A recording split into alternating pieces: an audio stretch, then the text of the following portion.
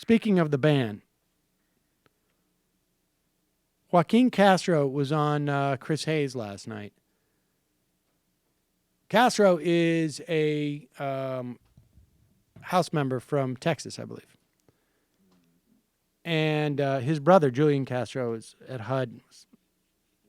Was rumored at, was also rumored to be on the short list for vice presidency. I got to be honest with you, I'm not a big fan of the Castro brothers. But what's the like? But I appreciate this. Here we go. It's a new day. He says he's already starting to introduce the idea of impeachment in the context of, and we spoke about this with Lawrence Tribe the other day, the executive branch ordering its agencies to not follow court orders. Now by Congressman Joaquin Castro of Texas. And Congressman, I want to begin with something which you said about the executive order. I'll read the headline here from BuzzFeed. Congressman says Trump could be impeached if he overstepped authority on travel ban. That doesn't scan to me. You can, the president can issue an executive order that the courts strike down. It doesn't mean he's committed an impeachable offense, does it? No, and actually, if you read the text of that story, it had actually not to do with the substance of the order, although I strongly disagree with what many consider, and I consider, a ban on Muslim travel. It had to do with reports that after the judge issued a stay on that order, the president may have ordered CBP and other federal agencies to ignore that judge's order and to disobey the order. In that case, what I said is the Congress should censure the president, and if he does it again, then we need to consider removal at that point, because the courts represent our way of settling disputes peacefully.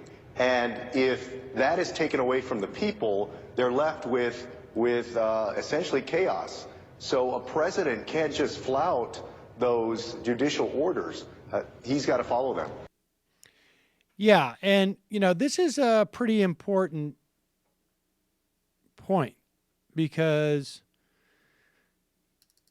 if you ever do have an authoritarian state where, if there was authoritarianism of this nature was ever going to come to the United States, it would have to involve a lot of flukes, a lot of perfect storms, like a guy who had a 15 to 25% chance to becoming president, and then a guy who was completely unconstrained by institutional forces becoming president, and a guy who was perhaps mentally unbalanced becoming president.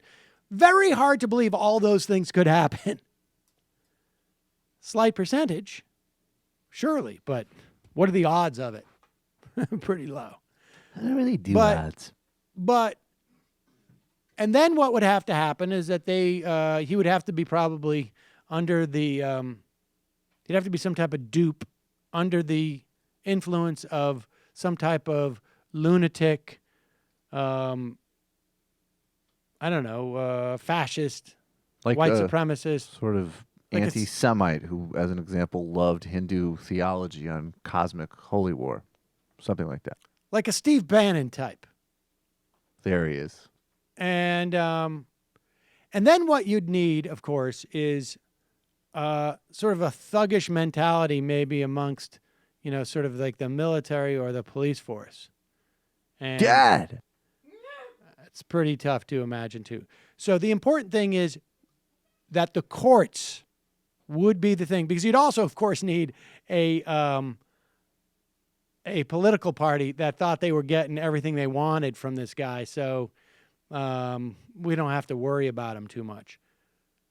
The courts would be the last refuge, and their authority would be the last thing. Hey, it's Sam Cedar. Why don't you subscribe to this channel? You can do so right over here. Subscribe.